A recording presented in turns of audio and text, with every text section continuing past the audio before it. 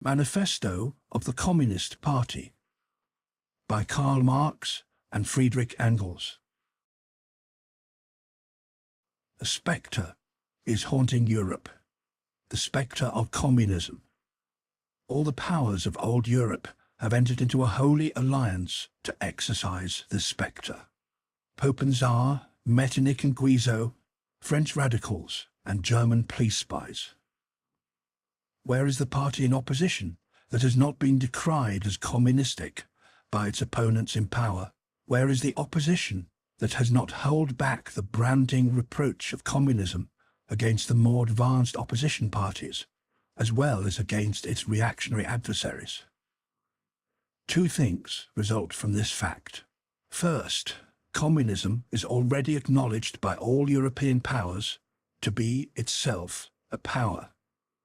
Second, it is high time that communists should openly, in the face of the whole world, publish their views, their aims, their tendencies, and meet this nursery tale of the spectre of communism with a manifesto of the party itself.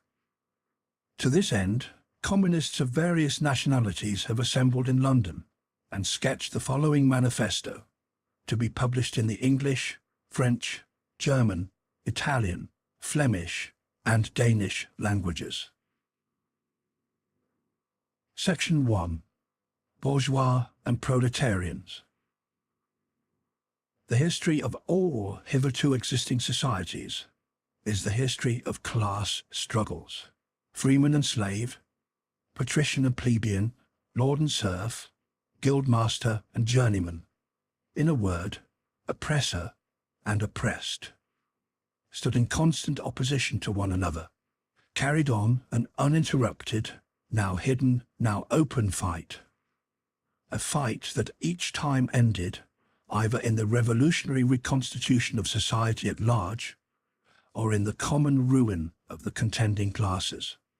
In the earlier epochs of history, we find almost everywhere a complicated arrangement of society into various orders, a manifold gradation of social rank. In ancient Rome, we have patricians, knights, plebeians, slaves. In the Middle Ages, feudal lords, vassals, guildmasters, journeymen, apprentices, serfs. In almost all of these classes, again, subordinate gradations. The modern bourgeois society that has sprouted from the ruins of feudal society has not done away with class antagonisms. It has but established new classes, new conditions of oppression, new forms of struggle in place of the old ones. Our epoch, the epoch of the bourgeoisie, possesses, however, this distinctive feature. It has simplified the class antagonisms. Society, as a whole, is more and more splitting up into two great hostile camps, into two great classes directly facing each other, bourgeoisie and proletariat. From the serfs of the Middle Ages sprang the chartered burghers of the earliest towns. From these burgesses, the first elements of the bourgeoisie were developed. The discovery of America, the rounding of the Cape, opened up fresh ground for the rising bourgeoisie. The East Indian and Chinese markets, the colonization of America, trade with the colonies, the increase in the means of exchange and in commodities generally, gave to commerce, to navigation, to industry, an impulse never before known, and, thereby, to the revolutionary element in the tottering feudal society, a rapid development. The feudal system of industry, under which industrial production was monopolized by closed guilds, now no longer sufficed for the growing wants of the new markets. The manufacturing system took its place. The guild masters were pushed on one side by the manufacturing middle class. Division of labor between the different corporate guilds vanished in the face of division of labor in each single workshop. Meantime, the markets kept ever growing, the demand ever rising. Even manufacture no longer sufficed. Thereupon, steam and machinery revolutionized industrial production. The place of manufacture was taken by the giant modern industry. The place of the industrial middle class by industrial millionaires, the leaders of the whole industrial armies, the modern bourgeois. Modern industry has established the world market for which the discovery of America paved the way. This market has given an immense development to commerce, to navigation, to communication by land. This development has, in its time, reacted on the extension of industry. And in proportion as industry, commerce, navigation, railways extended, in the same proportion the bourgeoisie developed, increased its capital, and pushed into the background every class handed down from the Middle Ages. We see, therefore, how the modern bourgeois is itself the product of a long course of development, of a series of revolutions in the modes of production and of exchange. Each step in the development of the bourgeoisie was accompanied by a corresponding political advance of that class. An oppressed class under the sway of the feudal nobility, an armed and self-governing association in the medieval commune, here independent urban republic, as in Italy and Germany, there taxable third estate of the monarchy, as in France. Afterwards, in the period of manufacture proper, serving either the semi-feudal or the absolute monarchy as a counterpoise against the nobility, and, in fact, cornerstone of the greater monarchies in general. The bourgeoisie has, at last, since the establishment of modern industry and of the world market, conquered for itself, in the modern representative state, exclusive political sway. The executive of the modern state is but a committee for managing the common affairs of the whole bourgeoisie. The bourgeoisie historically has played a most revolutionary part. The bourgeoisie, wherever it has got the upper hand, has put an end to all feudal, patriarchal, idyllic relations. It has pitilessly torn asunder the motley feudal ties that bound man to his natural superiors, and has left remaining no other nexus between man and man than naked self-interest, than callous cash payment. It has drowned the most heavenly ecstasies of religious fervour, of chivalrous enthusiasm, of Philistine sentimentalism, in the icy waters of egotistical calculation. It has resolved personal worth into exchange value, and, in place of the numberless and feasible chartered freedoms, has set up that single, unconscionable freedom, free trade.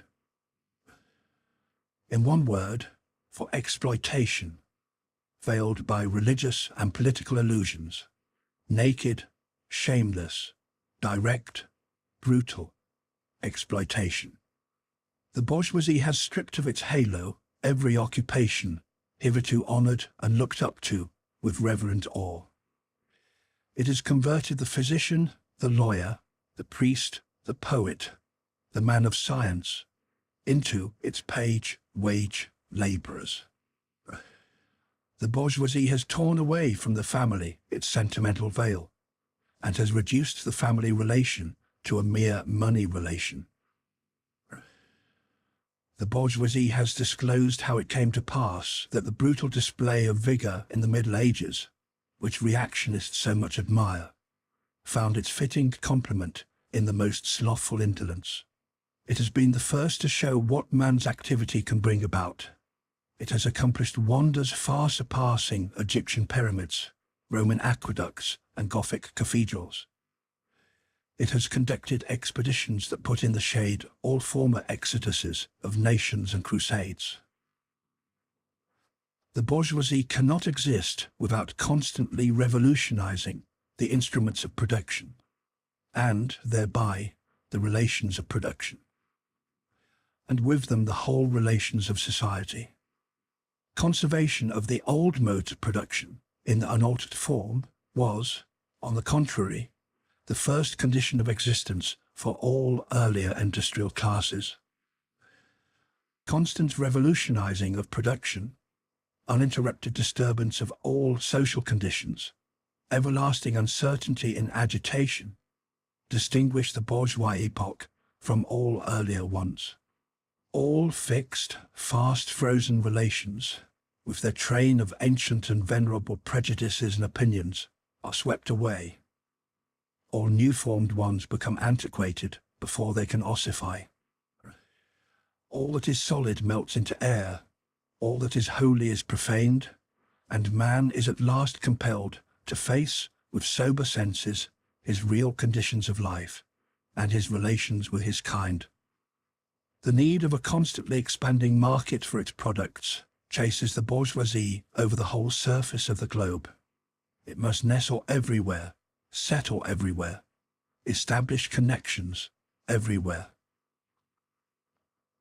The bourgeoisie has, through its exploitation of the world market, given a cosmopolitan character to production and consumption in every country. To the great chagrin of reactionists, it has drawn from under the feet of industry the national ground on which it stood. All old established national industries have been destroyed, or are daily being destroyed. They are dislodged by new industries, whose introduction becomes a life and death question for all civilized nations, by industries that no longer work up indigenous raw material, but raw material drawn from the remotest zones. Industries whose products are consumed, not only at home, but in every quarter of the globe. In place of the old wants, satisfied by the productions of the country, we find new wants, requiring for their satisfaction the products of distant lands and climes. In place of the old local and national seclusion and self-sufficiency, we have intercourse in every direction, universal interdependence of nations. And, as in material, so also in intellectual production. The intellectual creations of individual nations become common property. National one-sidedness and narrow-mindedness become more and more impossible, and from the numerous national and local literatures, there arises a world literature. The bourgeoisie, by the rapid improvement of all instruments of production, by the immensely facilitated means of communication, draws all, even the most barbarian, nations into civilization. The cheap prices of its commodities are the heavy artillery with which it batters down all Chinese walls, with which it forces the barbarians' intensely obstinate hatred of foreigners to capitulate. It compels all nations, on pain of extinction, to adopt the bourgeois mode of production. It compels them to introduce what it calls civilization into their midst, i.e., to become bourgeois themselves. In one word, it creates a world after its own image. The bourgeoisie has subjected the country to the rule of the towns. It has created enormous cities, has greatly increased the urban population as compared with the rural, and has thus rescued a considerable part of the population from the idiocy of rural life. Just as it has made the country dependent on the towns, so it has made barbarian and semi-barbarian countries dependent on the civilized ones. Nations of peasants on nations of bourgeois, the East on the West. The bourgeois keeps more and more doing away with the scattered state of the population, of the means of production, and of property. It has agglomerated production and has concentrated property in a few hands. The necessary consequence of this was political centralization.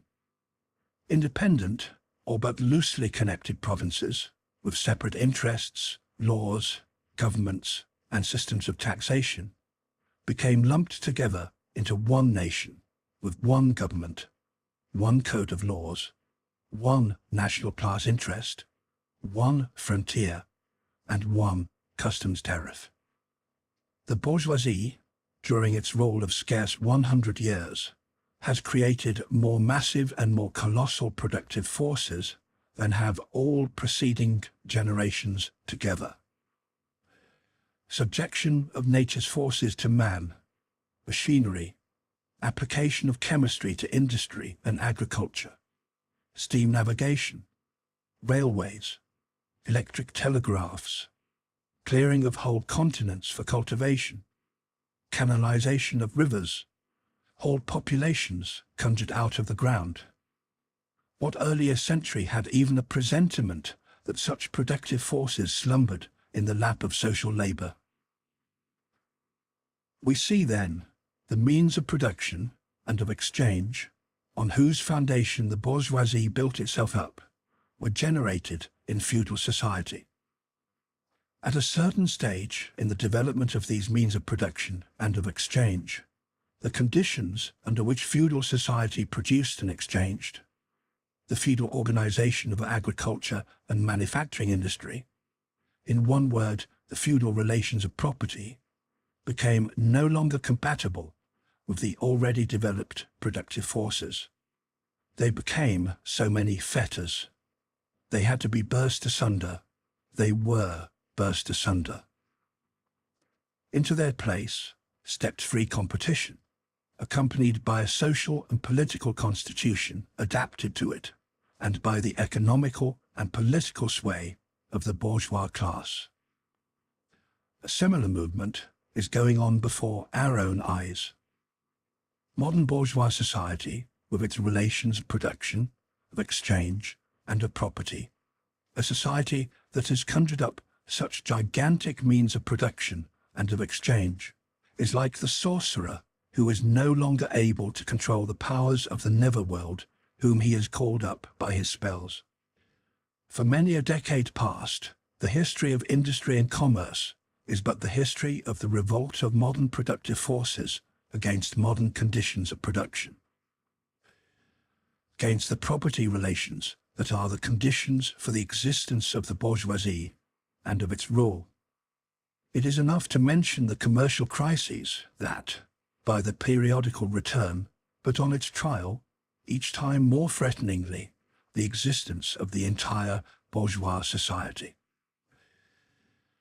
In these crises, a great part, not only of the existing products, but also of the previously creative productive forces, are periodically destroyed.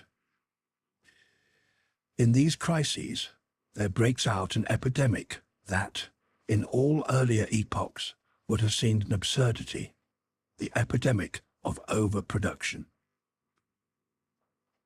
Society suddenly finds itself put back into a state of momentary barbarism.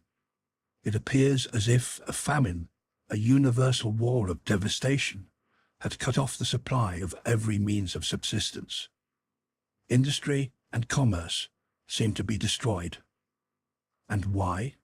Because there is too much civilization, too much means of subsistence, too much industry, too much commerce. The productive forces at the disposal of society no longer tend to further the development of the conditions of bourgeois property. On the contrary, they have become too powerful for these conditions, by which they are fettered, and so, soon as they overcome these fetters, they bring disorder into the whole of bourgeois society, endanger the existence of bourgeois property. The conditions of bourgeois society are too narrow to comprise the wealth created by them. And how does the bourgeoisie get over these crises? On the one hand, enforced destruction of a mass of productive forces. On the other, by the conquest of new markets and by the more thorough exploitation of the old ones. That is to say, by paving the way for more extensive and more destructive crises, and by diminishing the means whereby crises are prevented.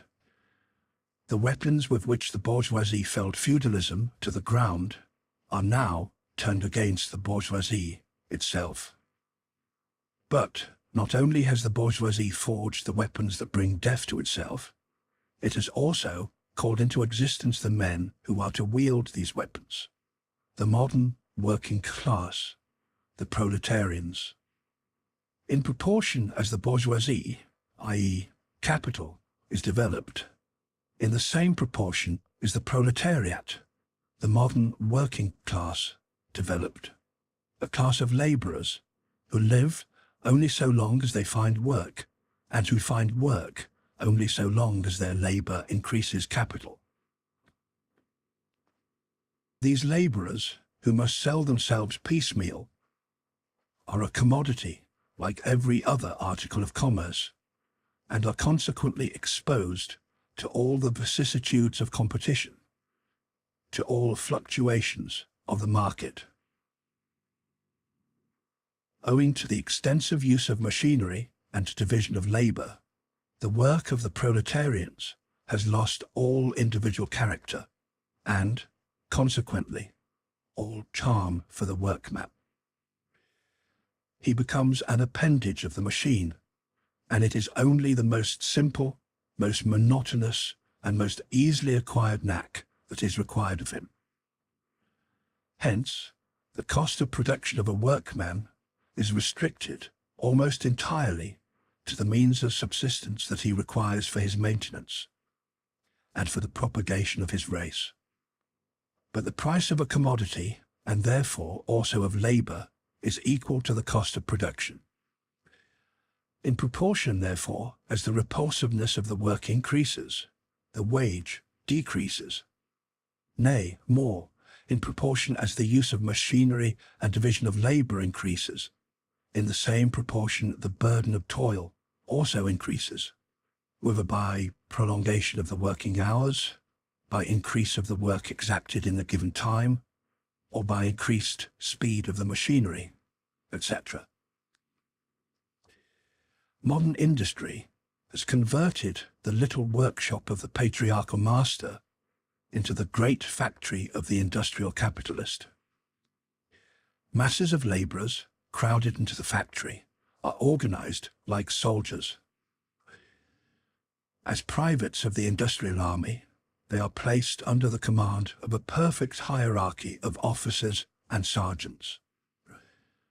Not only are they slaves of the bourgeois class and of the bourgeois state, they are daily and hourly enslaved by the machine, by the overlooker, and, above all, by the individual bourgeois manufacturer himself. The more openly this despotism proclaims gain to be its end and aim, the more petty, the more hateful, and the more embittering it is. The less the skill and exertion of strength implied in manual labour, in other words, the more modern industry becomes developed, the more is the labour of men superseded by that of women. Differences of age and sex have no longer any distinctive social validity for the working class. All are instruments of labour, more or less expensive to use according to their age and sex. No sooner is the exploitation of the labourer by the manufacturer so far at an end that he receives his wages in cash than he is set upon by other portions of the bourgeoisie, the landlord, the shopkeeper, the pawnbroker, etc. The lower strata of the middle class, the small tradespeople, shopkeepers, retired tradesmen generally, the handicraftsmen and peasants, all these sink gradually into the proletariat, partly because their diminutive capital does not suffice for the scale on which modern industry is carried on, and is swamped in the competition with the large capitalists, partly because their specialized skill is rendered worthless by the new methods of production. Thus, the proletariat is recruited from all classes of the population. The proletariat goes through various stages of development. With its birth begins its struggle with the bourgeoisie. At first, the contest is carried on by individual labourers, then by the workpeople of a factory, then by the operatives of one trade in one locality against the individual bourgeois who directly exploits them. They direct their attacks not against the bourgeois conditions of production, but against the instruments of production themselves. They destroy imported wares that compete with their labor. They smash to pieces machinery. They set factories ablaze. They seek to restore by force the vanished status of the workman of the Middle Ages. At this stage, the laborers still form an incoherent mass scattered over the whole country and broken up by their mutual competition. If, anywhere, they unite to form more compact bodies, this is not yet the consequence of their own active union, but of the union of the bourgeoisie, which class, in order to attain its own political ends, is compelled to set the whole proletariat in motion, and is, moreover yet, for a time, able to do so. At this stage, therefore, the proletarians do not fight their enemies, but the enemies of their enemies, the remnants of absolute monarchy, the landowners, the non-industrial bourgeois, the petty bourgeoisie. Thus, the whole historical movement is concentrated in the hands of the bourgeoisie. Every victory so obtained is a victory for the bourgeoisie. But, with the development of industry, the proletariat not only increases in number, it becomes concentrated in greater masses. Its strength grows, and it feels that strength more. The various interests and conditions of life within the ranks of the proletariat are, more and more, equalized, in proportion as machinery obliterates all distinctions of labor, and nearly everywhere reduces wages to the same low level. The growing competition among the bourgeois and the resulting commercial crises makes the wages of the workers ever more fluctuating. The unceasing improvement of machinery, ever more rapidly developing, makes their livelihood more and more precarious.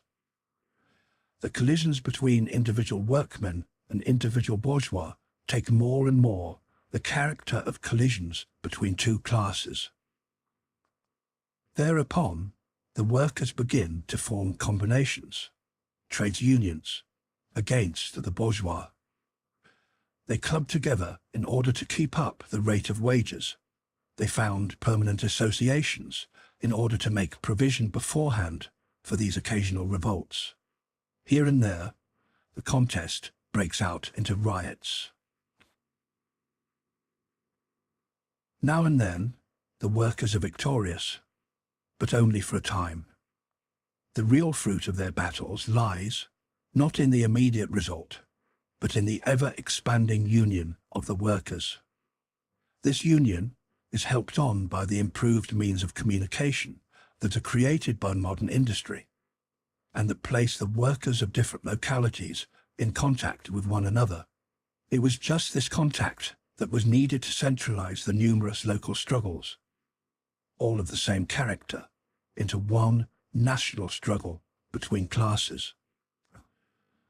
But every class struggle is a political struggle, and that union, to attain which the burghers of the Middle Ages, with their miserable highways, required centuries, the modern proletarians, thanks to railways, achieve in a few years. This organization of the proletarians into a class, and consequently into a political party, is continually being upset again by the competition between the workers themselves. But it ever rises up again, stronger, firmer, mightier. It compels legislative recognition of particular interests of the workers by taking advantage of the divisions among the bourgeoisie itself. Thus, the 10 Hours Bill in England was carried. Altogether, collisions between the classes of the old society further, in many ways, the course of development of the proletariat. The bourgeoisie finds itself involved in a constant battle. At first with the aristocracy, later on with those portions of the bourgeoisie itself whose interests have become antagonistic to the progress of industry. At all times, of the bourgeoisie of foreign countries. In all these battles, it sees itself compelled to appeal to the proletariat, to ask for its help, and, thus, to drag it into the political arena. The bourgeoisie itself, therefore, supplies the proletariat with its own instruments of political and general education. In other words, it furnishes the proletariat with weapons for fighting the bourgeoisie. Further, as we have already seen, entire sections of the ruling classes are, by the advance of industry, precipitated into the proletariat, or are at least threatened in their conditions of existence. These also supply the proletariat with fresh elements of enlightenment and progress. Finally, in times when the class struggle nears the decisive hour, the process of dissolution going on within the ruling class, in fact within the whole range of society, assumes such a violent, glaring character that a small section of the ruling class cuts itself adrift and joins the revolutionary class, the class that holds the future in its hands. Just as, therefore, at an earlier period, a section of the nobility went over to the bourgeoisie, so now a portion of the bourgeoisie goes over to the proletariat. And, in particular, a portion of the bourgeois ideologists, who have raised themselves to the level of comprehending theoretically the historical movement as a whole. Of all the classes that stand face to face with the bourgeoisie today, the proletariat alone is a really revolutionary class. The other classes decay and finally disappear in the face of modern industry. The proletariat is its special and essential product. The lower middle class, the small manufacturer, the shopkeeper, the artisan, the peasant, all these fight against the bourgeoisie to save from extinction their existence as fractions of the middle class. They are therefore not revolutionary, but conservative. Nay more, they are reactionary, for they try to roll back the wheel of history. If by chance they are revolutionary, they are so only in view of their impending transfer into the proletariat. They thus defend not their present, but their future interests. They desert their own standpoint to place themselves at that of the proletariat. The dangerous class, the social scum, that passively rotting mass thrown off by the lowest layers of old society, may, here and there, be swept into the movement by a proletarian revolution. Its conditions of life, however, prepare it far more for the part of a bribed tool of reactionary intrigue. In the conditions of the proletariat, those of old society at large are already virtually swamped. The proletarian is without property. His relation to his wife and children has no longer anything in common with the bourgeois family relations. Modern industrial labour, modern subjection to capital, the same in England as in France, in America as in Germany, has stripped him of every trace of national character. Law, morality, religion are, to him, so many bourgeois prejudices, behind which lurk in ambush just as many bourgeois interests. All the preceding classes that got the upper hand sought to fortify their already acquired status by subjecting society at large to their conditions of appropriation. The proletarians cannot become masters of the productive forces of society, except by abolishing their own previous mode of appropriation, and thereby also every other previous mode of appropriation.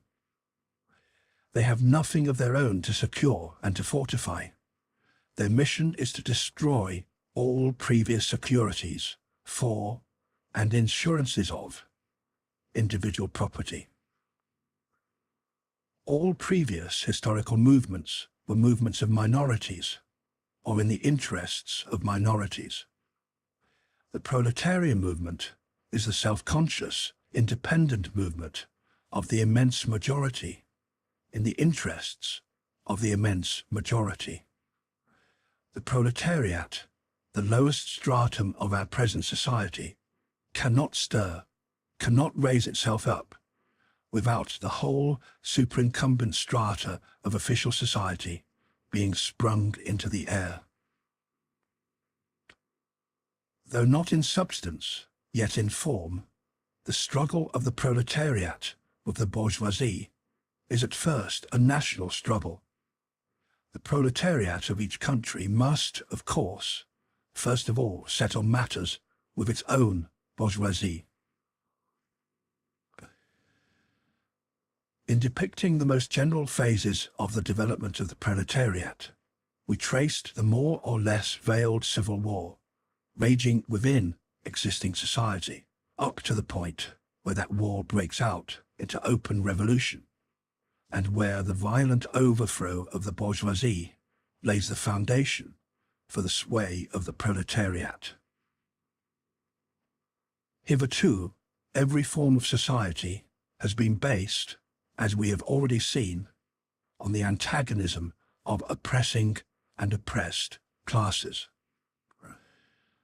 But in order to oppress a class, certain conditions must be assured to it under which it can, at least, continue its slavish existence. The serf, in the period of serfdom, raised himself to membership in the commune, just as the petty bourgeois, under the yoke of feudal absolutism, managed to develop into a bourgeois.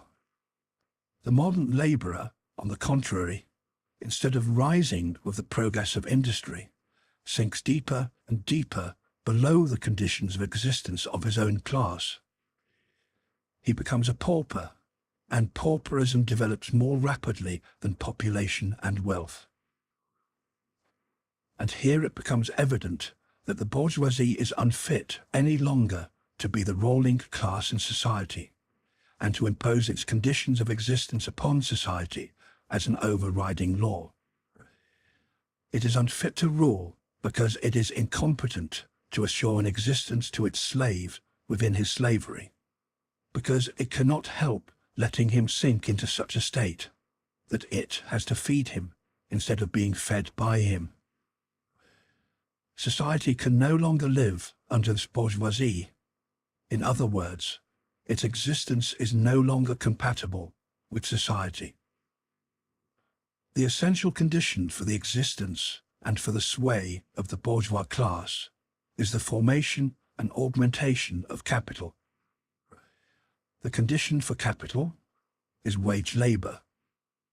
Wage labour rests exclusively on competition between the labourers. The advance of industry, whose involuntary promoter is the bourgeoisie, replaces the isolation of the labourers due to competition by their revolutionary combination due to association. The development of modern industry, therefore, cuts from under its feet the very foundation on which the bourgeoisie produces and appropriates products. What the bourgeoisie, therefore, produces, above all, is its own gravediggers. Its fall and the victory of the proletariat are equally inevitable. The Manifesto of the Communist Party by Karl Marx and Friedrich Engels. Section 2. Proletarians and Communists. In what relation do the communists stand to the proletarians as a whole? The communists do not form a separate party opposed to other working-class parties. They have no interests separate and apart from those of the proletariat as a whole. They do not set up any sectarian principles of their own, by which to shape and mould the proletarian movement. The communists are distinguished from the other working class parties by this only. First, in the national struggles of the proletarians of the different countries, they point out and bring to the front the common interests of the entire proletariat, independently of all nationality.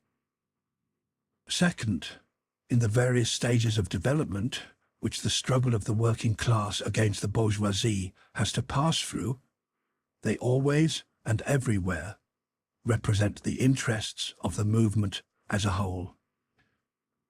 The communists, therefore, are on one hand practically the most advanced and resolute section of the working class parties of every country, that section which pushes forward all others. On the other hand, theoretically, they have, over the great mass of the proletariat, the advantage of clearly understanding the line of march, the conditions, and the ultimate general results of the proletarian movement. The immediate aim of the communist is the same as that of all the other proletarian parties: formation of the proletariat into a class, overthrow of the bourgeois supremacy, conquest of political power by the proletariat. The theoretical conclusions of the communists are in no way based on ideas or principles that have been invented or discovered by this or that would-be universal reformer. They merely express, in general terms, actual relations springing from an existing class struggle, from historical movement going on under our very eyes. The abolition of existing property relations is not at all a distinctive feature of communism. All property relations in the past have continually been subject to historical change, consequent upon the change in historical conditions. The French Revolution, for example, abolished feudal property in favour of bourgeois property. The distinguishing feature of communism is not the abolition of property generally, but the abolition of bourgeois property. But modern bourgeois private property is the final and most complete expression of the system of producing and appropriating products that is based on class antagonisms, on the exploitation of the many by the few. In this sense, the theory of the communists may be summed up in the single sentence: abolition of private property. We communists have been reproached with the desire of abolishing the right of personally acquiring property as the fruit of a man's own labour, which property is alleged to be the groundwork of all personal freedom, activity, and independence. Hard-won, self-acquired, self-earned property. Do you mean the property of the petty artisan and of the small peasant, a form of property that preceded the bourgeois form? There is no need to abolish that. The development of industry has, to a great extent, already destroyed it, and is still destroying it daily. Or do you mean modern bourgeois private property? But does wage labour create any property for the labourer? Not a bit. It creates capital, i.e., that kind of property which exploits wage labour and which cannot increase except upon condition of begetting a new supply of wage labour for fresh exploitation.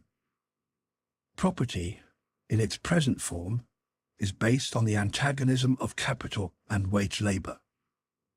Let us examine both sides of this antagonism. To be a capitalist is to have not only a purely personal, but a social status in production. Capital is a collective product, and only by the united action of many members, nay, in the last resort, only by the united action of all members of society, can it be set in motion. Capital is, therefore, not a personal, it is a social power. When, therefore, capital is converted into common property, into the property of all members of society, personal property is not thereby transformed into social property. It is only the social character of the property that is changed. It loses its class character. Let us now take wage labour. The average price of wage labour is the minimum wage, i.e., that quantum of the means of subsistence, which is absolutely requisite in bare existence as a labourer.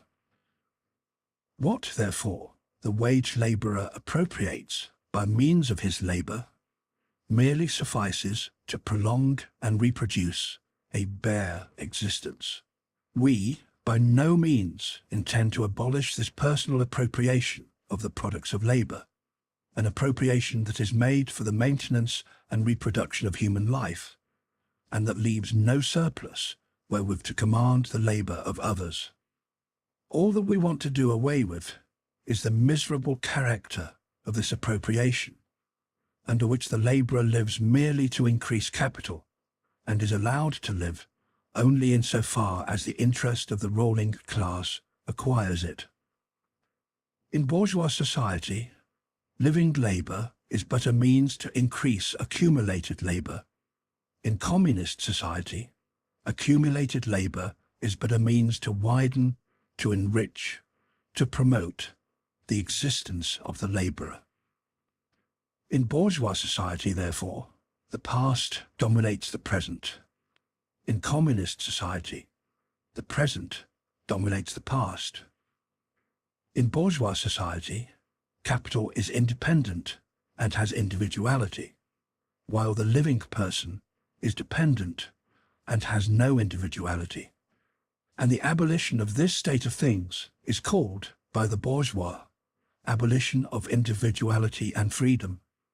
And rightly so, the abolition of bourgeois individuality, bourgeois independence, and bourgeois freedom is undoubtedly aimed at. By freedom is meant, under the present bourgeois conditions of production, free trade, free selling and buying. But if selling and buying disappears, free selling and buying disappears also.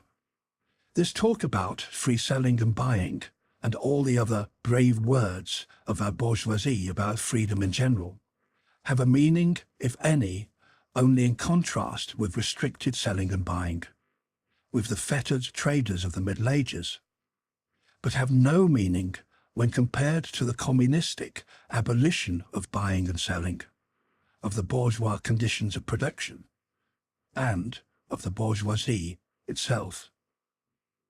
You are horrified at our intending to do away with private property, but in your existing society, private property is already done away with for 9/10 of the population. Its existence for the few is solely due to its non-existence in the hands of those 9/10. You reproach us, therefore, with intending to do away with a form of property, the necessary condition for whose existence is the non-existence of any property for the immense majority of society. In one word, you reproach us with intending to do away with your property. Precisely so. That is just what we intend. From the moment when labour can no longer be converted into capital, money, or rent, into a social power capable of being monopolised, i.e., from the moment when individual property can no longer be transformed into bourgeois property, into capital, from that moment, you say individuality vanishes. You must, therefore, confess that by individual, you mean no other person than the bourgeois, than the middle-class owner of property. This person must indeed be swept out of the way and made impossible. Communism deprives no man of the power to appropriate the products of society. All that it does is to deprive him of the power to subjugate the labour of others by means of such appropriation. It has been objected that upon the abolition of private property, all work will cease and universal laziness will overtake us. According to this, bourgeois society ought long ago to have gone to the dogs through sheer idleness. For those of its members who work acquire nothing, and those who acquire anything do not work. The whole of this objection was but another expression of the tautology that there can no longer be any wage labour when there is no longer any capital. All objections urged against the communistic mode of producing and appropriating material products have, in the same way, been urged against the communistic modes of producing and appropriating intellectual products.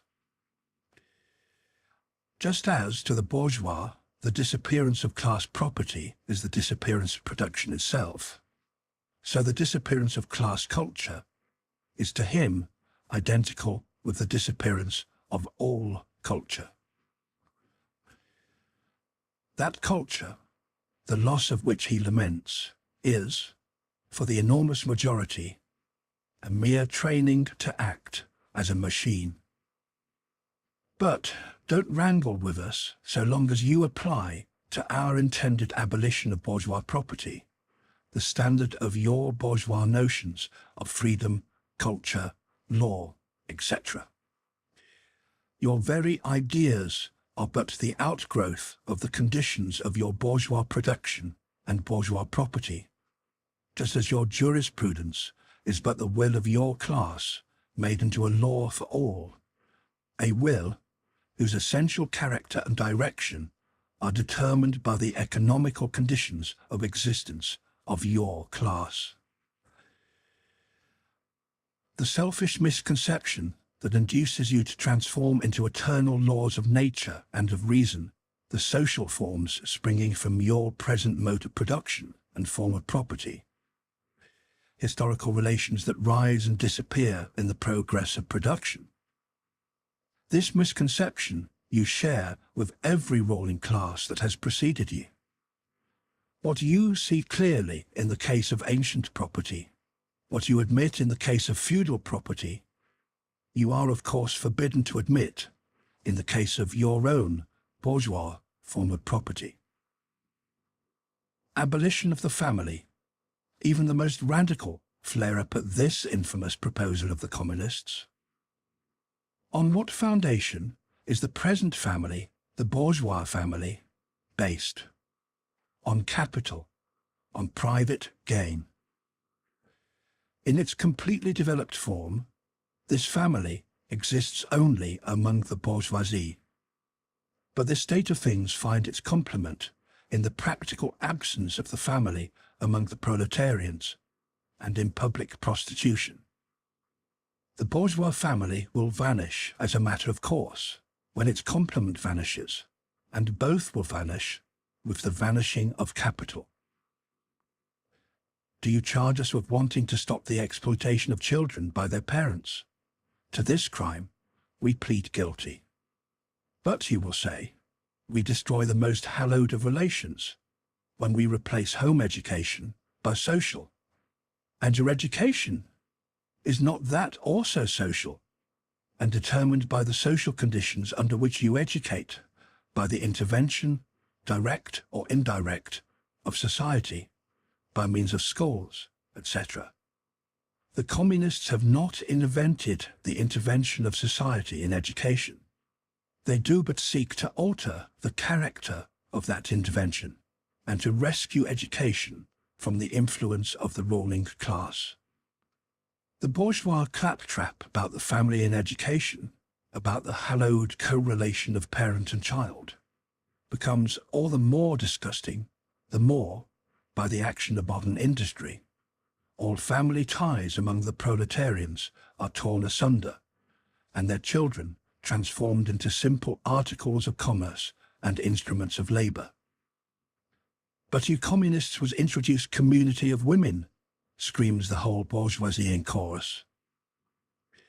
The bourgeois sees in his wife a mere instrument of production.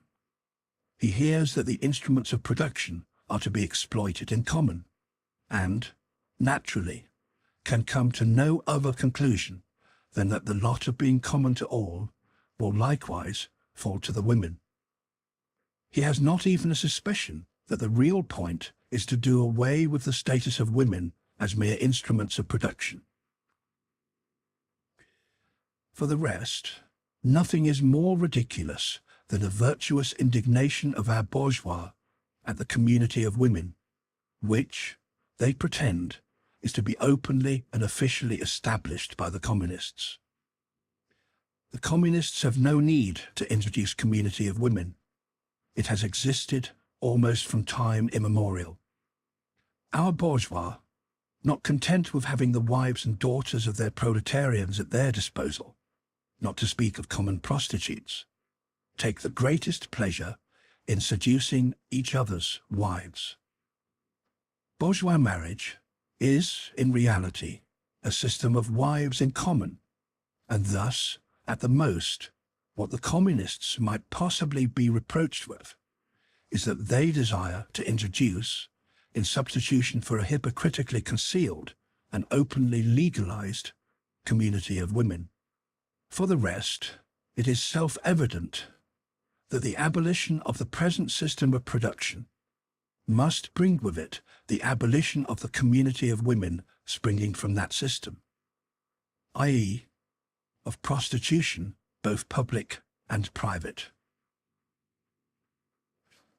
The communists are further reproached with desiring to abolish countries and nationality. The working men have no country. We cannot take from them what they have not got.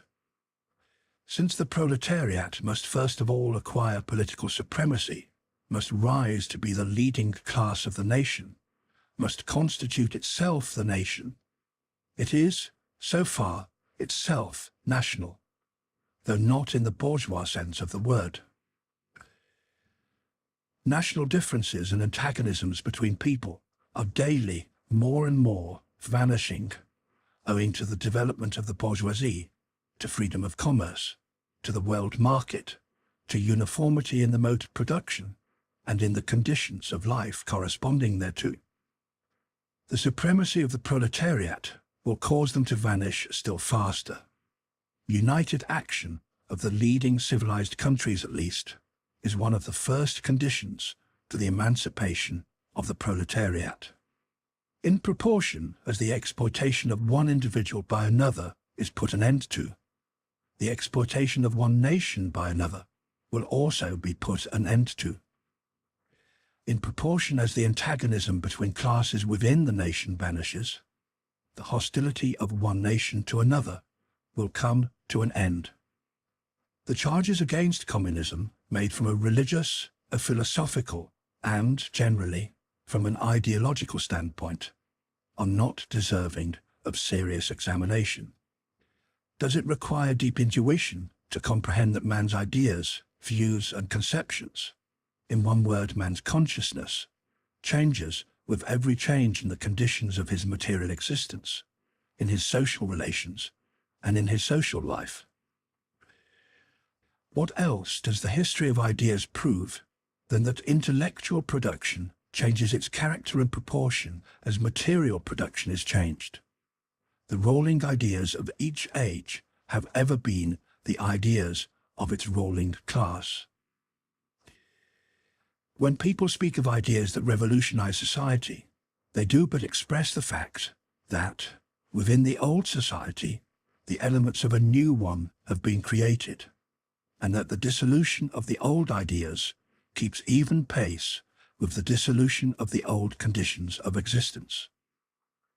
When the ancient world was in its last throes, the ancient religions were overcome by Christianity. When Christian ideas succumbed in the 18th century to rationalist ideas, feudal society fought its death battle with the then revolutionary bourgeoisie. The ideas of religious liberty and freedom of conscience merely gave expression to the sway of free competition within the domain of knowledge. Undoubtedly, it will be said, religious, moral, philosophical, and juridical ideas have been modified in the course of historical development.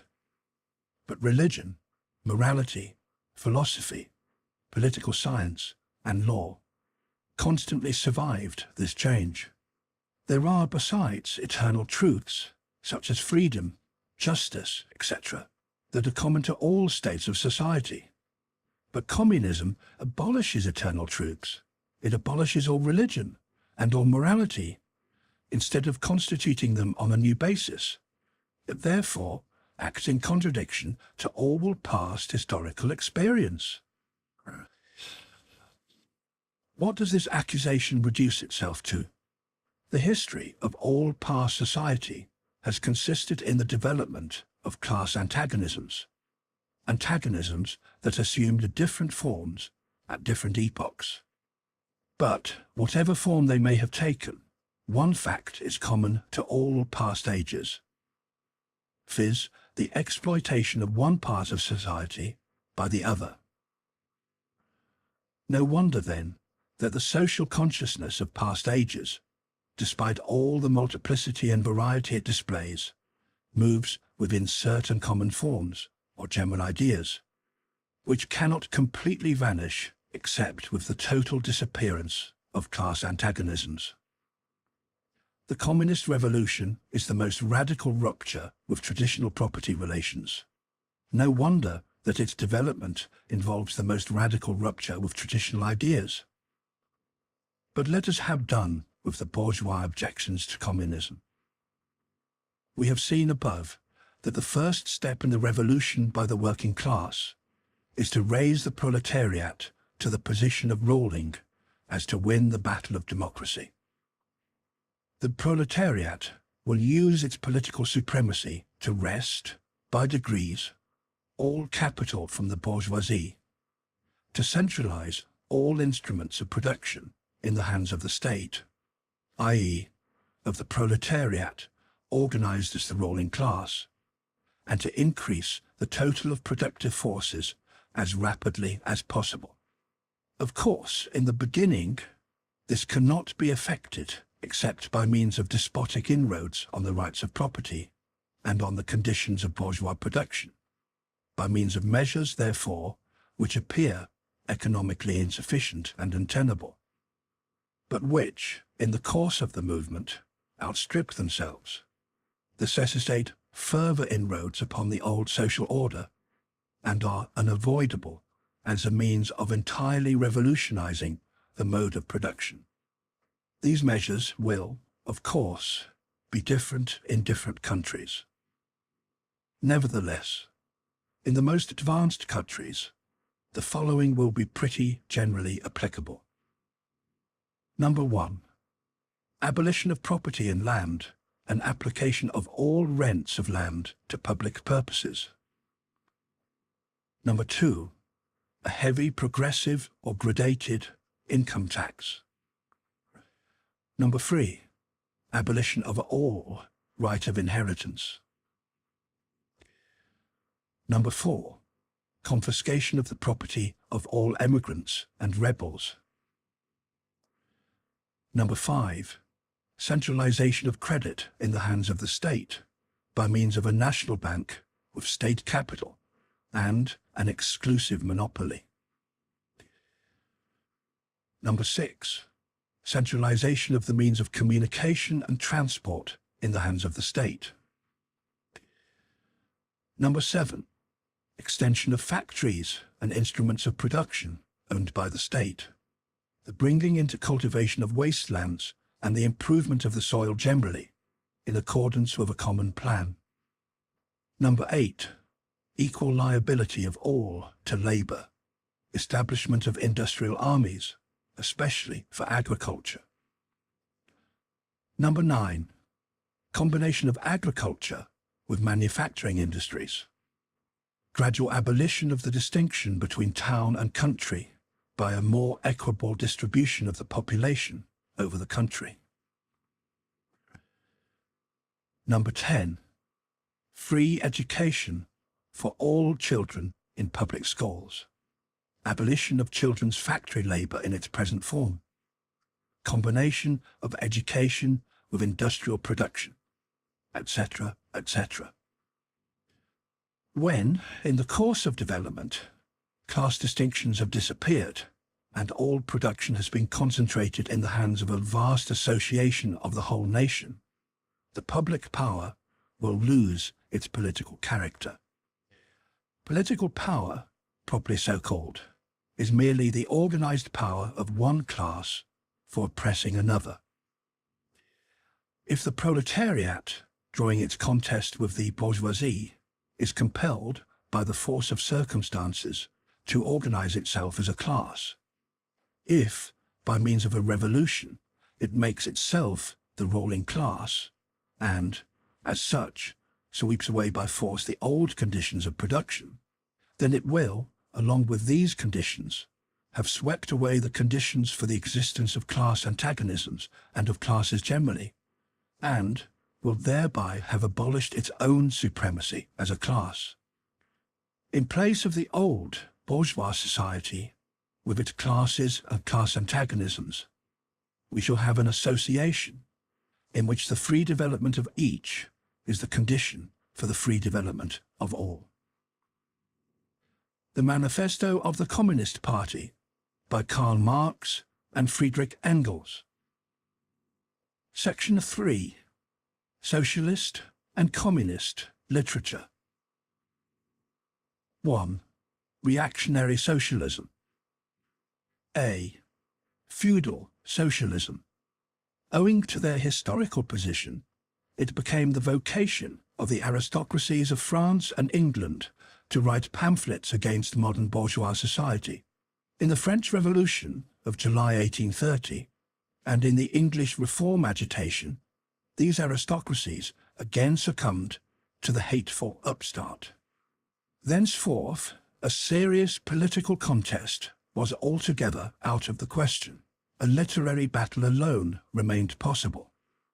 But, even in the domain of literature, the old cries of the Restoration period had become impossible. In order to arouse sympathy, the aristocracy were obliged to lose sight, apparently, of their own interests, and to formulate their indictment against the bourgeoisie in the interest of the exploited working class alone. Thus the aristocracy took their revenge by singing lampoons on their new master and whispering in his ears sinister prophecies of coming catastrophe. In this way arose feudal socialism, half lamentation, half lampoon, half echo of the past, half menace of the future. At times, by its bitter, witty and incisive criticism, striking the bourgeoisie to the very heart's core, but always ludicrous in its effect, through total incapacity to comprehend the march of modern history. The aristocracy, in order to rally the people to them, waved the proletarian alms bag in front for a banner. But the people, so often as it joined them, saw on their hind quarters the old feudal coats of arms, and deserted with loud and irreverent laughter. One section of the French legitimists and Young England exhibited this spectacle. In pointing out that their mode of exploitation was different to that of the bourgeoisie, the feudalists forget that they exploited under circumstances and conditions that were quite different, and that are now antiquated. In showing that, under their rule, the modern proletariat never existed, they forget that the modern bourgeoisie is the necessary offspring of their own form of society. For the rest, so little do they conceal the reactionary character of their criticism, that the chief accusation against the bourgeoisie amount to this, that under the bourgeois regime, a class is being developed which is destined to cut up root and branch the old order of society. What they upbraid the bourgeoisie with is not so much that it creates a proletariat, as that it creates a revolutionary proletariat. In political practice, therefore, they join in all coercive measures against the working class. And in ordinary life, despite their highfalutin phrases, they stoop to pick up the golden apples dropped from the tree of industry, and to barter truth, love, and honour for traffic and wool, beetroot sugar, and potato spirits. As the parson has ever gone hand in hand with the landlord, so has clerical socialism with feudal socialism. Nothing is easier than to give Christian asceticism a socialist tinge. Has not Christianity declaimed against private property, against marriage, against the state? Has it not preached in the place of these charity and poverty, celibacy and mortification of the flesh, monastic life and mother church? Christian socialism is but the holy water with which the priest consecrates the heart-burnings of the aristocrat. B. Petty bourgeois socialism. The feudal aristocracy was not the only class that was ruined by the bourgeoisie, not the only class whose conditions of existence pined and perished in the atmosphere of modern bourgeois society. The medieval burgesses and the small peasant proprietors were the precursors of the modern bourgeoisie.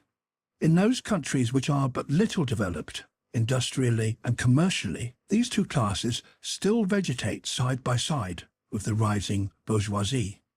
In countries where modern civilization has become fully developed, a new class of petty bourgeois has been formed, fluctuating between proletariat and bourgeoisie, and ever renewing itself as a supplementary part of bourgeois society. The individual members of this class, however, are being constantly hurled down into the proletariat by the action of competition, and, as modern industry develops, they even see the moment approaching when they will completely disappear as an independent section of modern society, to be replaced in manufactures, agriculture and commerce by overlookers, bailiffs and shopmen.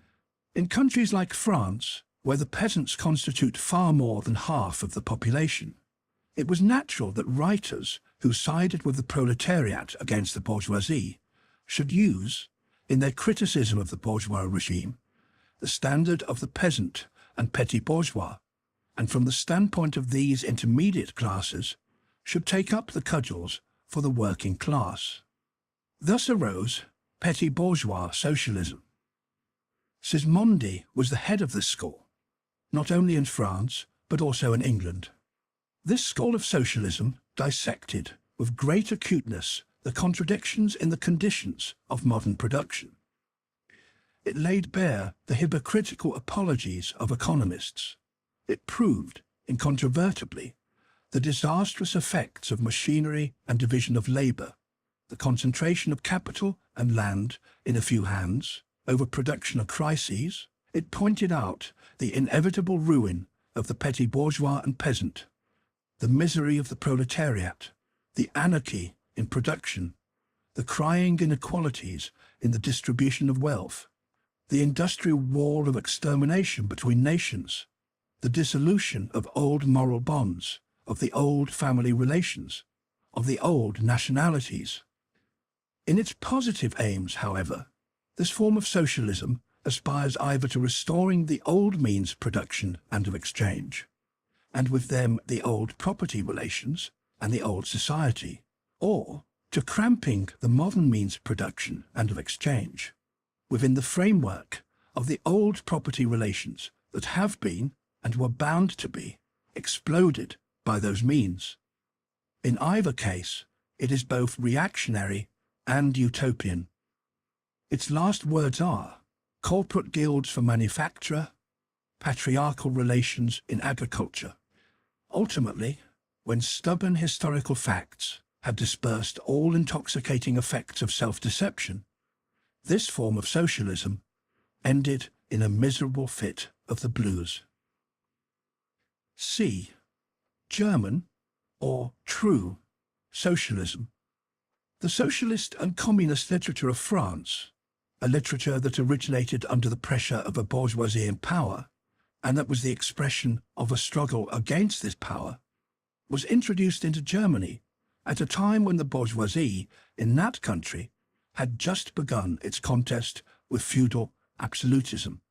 German philosophers, would-be philosophers, and Bosbry eagerly seized on this literature, only forgetting that when these writings immigrated from France into Germany, French social conditions have not immigrated along with them.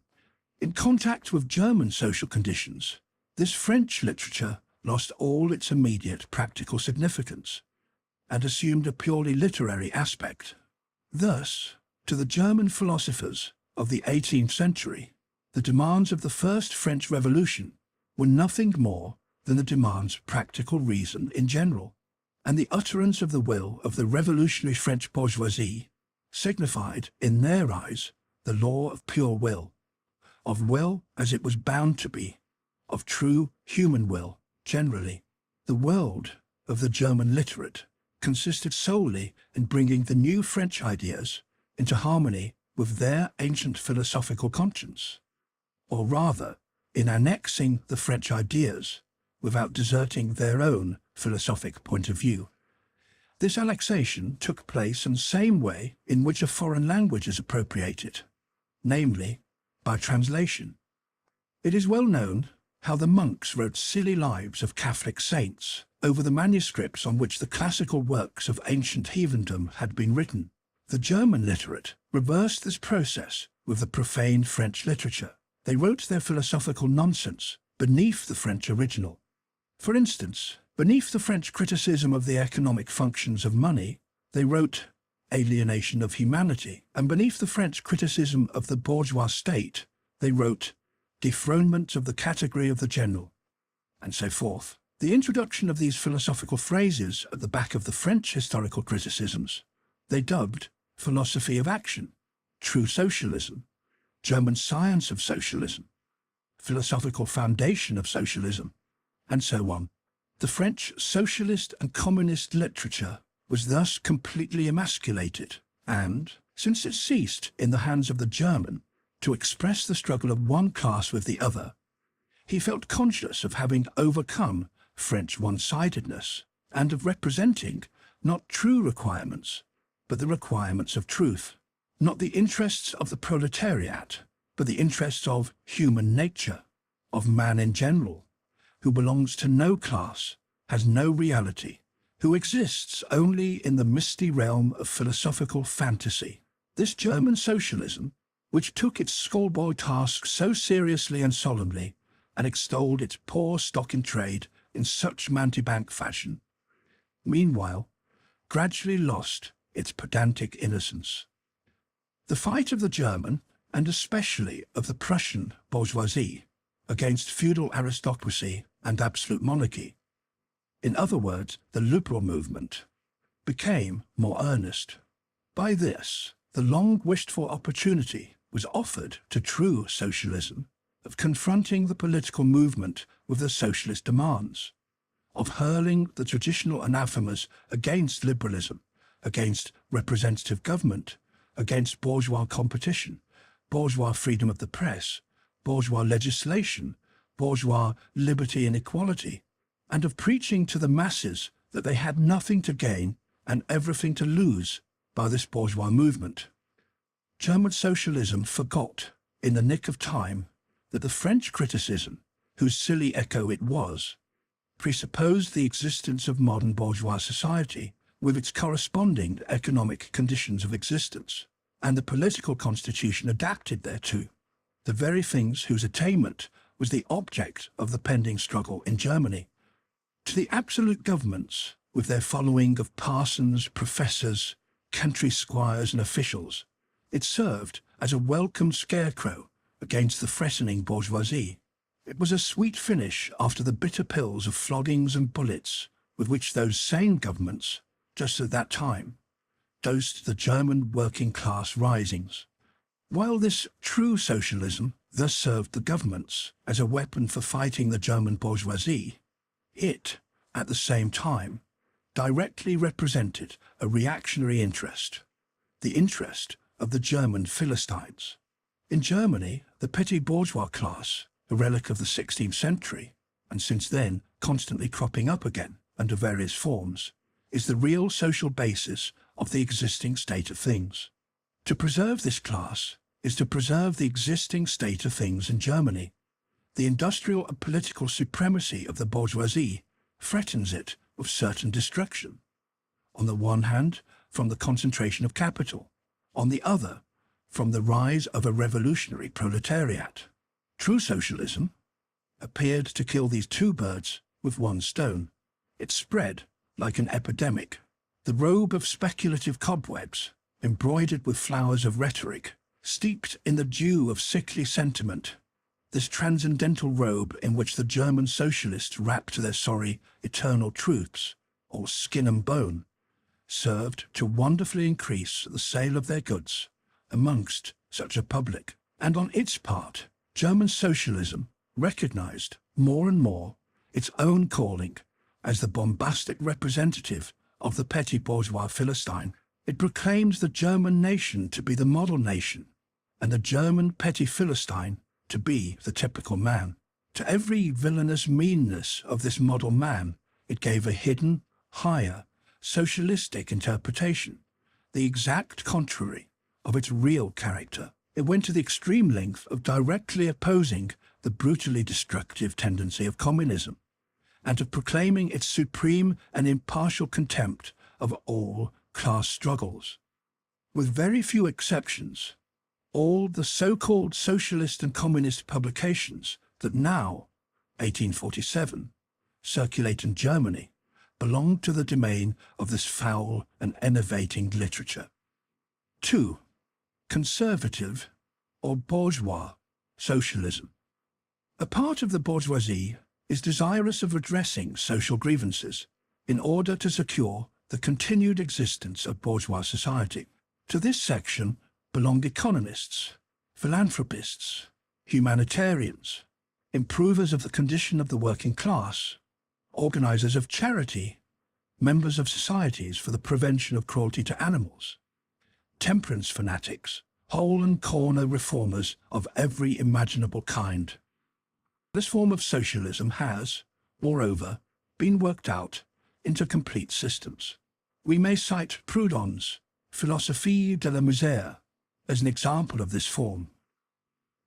The socialistic bourgeois want all the advantages of modern social conditions without the struggles and dangers necessarily resulting therefrom.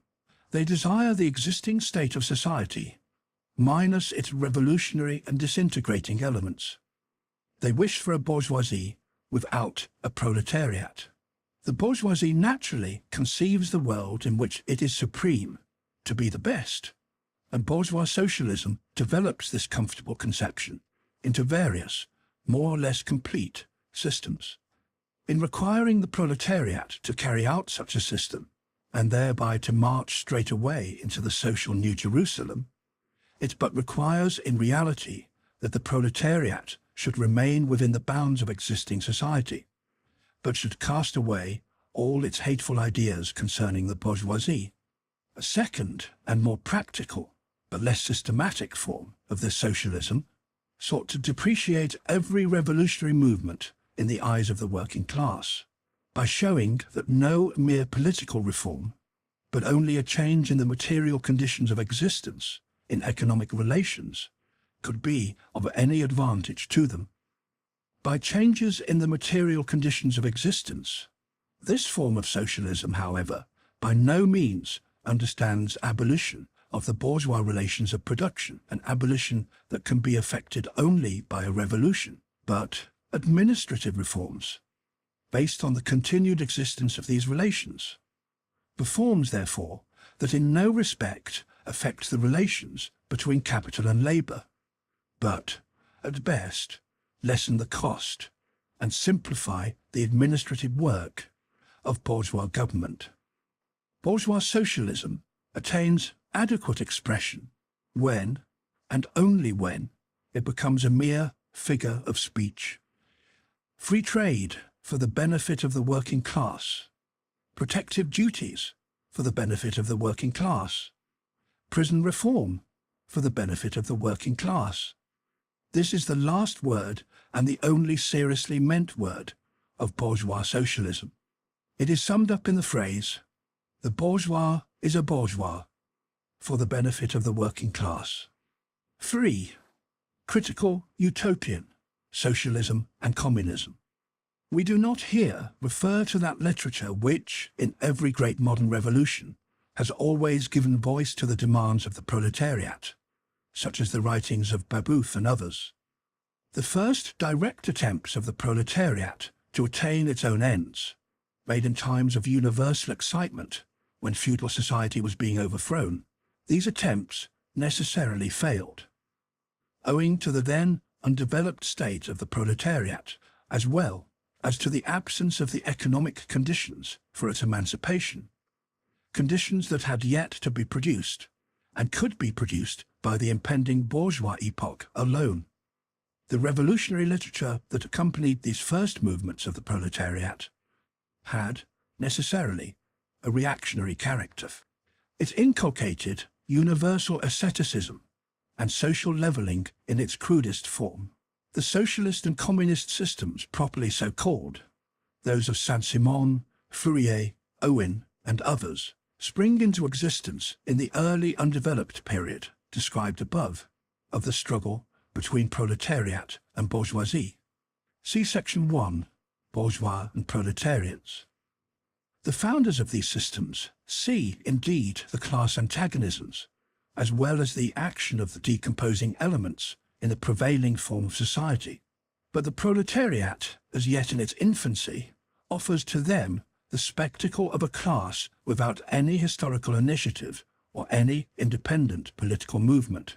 Since the development of class antagonism keeps even pace with the development of industry, the economic situation, as they find it, does not, as yet, offer to them the material conditions for the emancipation of the proletariat. They, therefore, search after a new social science, after new social laws that are to create these conditions. Historical action is to yield to their personal inventive action. Historically created conditions of emancipation to fantastic ones, and the gradual, spontaneous class organization of the proletariat to the organization of society specially contrived by these inventors. Future history resolves itself, in their eyes, into the propaganda and the practical carrying out of their social plans. In the formation of their plans, they are conscious of caring chiefly for the interests of the working class, as being the most suffering class. Only from the point of view of being the most suffering class does the proletariat exist for them. The undeveloped state of the class struggle, as well as their own surroundings, causes socialists of this kind to consider themselves far superior to all class antagonisms. They want to improve the condition of every member of society, even that of the most favoured. Hence, they habitually appeal to society at large, without a distinction of class, nay, by preference, to the ruling class. For how can people, when once they understand their system, fail to see in it the best possible plan of the best possible state of society? Hence, they reject all political, and especially all revolutionary, action. They wish to attain their ends by peaceful means, and endeavour, by small experiments, necessarily doomed to failure, and by the force of example, to pave the way for the new social gospel.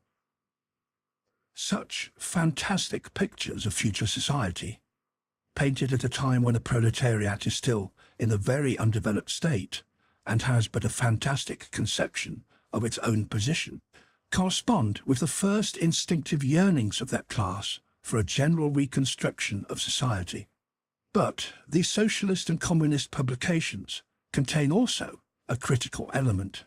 They attack every principle of existing society. Hence, they are full of the most valuable materials for the enlightenment of the working class. The practical measures proposed in them, such as the abolition of the distinction between town and country, of the family, of the carrying on of industries for the account of private individuals, and of the wage system, the proclamation of social harmony, the conversion of the functions of the state into a mere superintendence of production. All these proposals point solely to the disappearance of class antagonisms, which were, at the time, only just cropping up, and which, in these publications, are recognized in their earliest, indistinct, and undefined forms only. These proposals, therefore, are of a purely utopian character. The significance of critical utopian socialism and communism bears an inverse relation to historical development. In proportion as the modern class struggle develops and takes definite shape, this fantastic standing apart from the contest, these fantastic attacks on it, lose all practical value and all theoretical justification. Therefore, although the originators of these systems were, in many respects, revolutionary, their disciples have, in every case, formed mere reactionary sects. They hold fast by the original views of their masters in opposition to the progressive historical development of the proletariat. They, therefore, endeavour, and that consistently, to deaden the class struggle and to reconcile the class antagonisms. They still dream of experimental realization of their social utopias, of founding isolated phalansteres, of establishing home colonies, of setting up a little Icaria, duodecimo editions of the New Jerusalem, and to realize all these castles in the air. They are compelled to appeal to the feelings and purses of the bourgeois. By degrees, they sink into the category of the reactionary conservative socialists depicted above, differing from these only by a more systematic pedantry, and by their fanatical and superstitious belief in the miraculous effects of their social science. They, therefore, violently oppose all political action on the part of the working class. Such action, according to them, can only result from blind unbelief in the new gospel. The Owenites in England and the Fourierists in France, respectively, oppose the Chartists and the Reformists. Section 4. Position of the Communists in relation to the various existing opposition parties. Section 2 has made clear the relations of the Communists to the existing working-class parties, such as the Chartists in England and the agrarian reformers in America. The Communists fight for the attainment of the immediate aims, for the enforcement of the momentary interests of the working class, but in the movement of the present, they also represent and take care of the future of that movement. In France, the Communists ally themselves with the Social Democrats against the conservative and radical bourgeoisie, reserving, however, the right to take up a critical position in regard to phrases and allusions traditionally handed down from the Great Revolution. In Switzerland, they support the radicals, without losing sight of the fact that this party consists of antagonistic elements, partly of democratic socialists in the French sense, partly of radical bourgeois. In Poland, they support the party that insists on an agrarian revolution as the prime condition for national emancipation, that party which fomented the insurrection of Krakow in 1846. In Germany, they fight with the bourgeoisie whenever it acts in a revolutionary way against the absolute monarchy, the feudal squirearchy, and the petty bourgeoisie. But they never cease, for a single instant, to instill into the working class the clearest possible recognition of the hostile antagonism between bourgeoisie and proletariat, in order that the German workers may straightway use, as so many weapons against the bourgeoisie, the social and political conditions that the bourgeoisie must necessarily introduce along with its supremacy, and in order that, after the fall of the reactionary classes in Germany, the fight against the bourgeoisie itself may immediately begin. The Communists turn their attention chiefly to Germany because that country is on the eve of a bourgeois revolution that is bound to be carried out under more advanced conditions of European civilization and with a much more developed proletariat than that of England was in the 17th and of France in the 18th century, and because the bourgeois revolution in Germany will be but the prelude to an immediately following proletarian revolution. In short, the Communists everywhere support every revolutionary movement against the existing social and political order of things.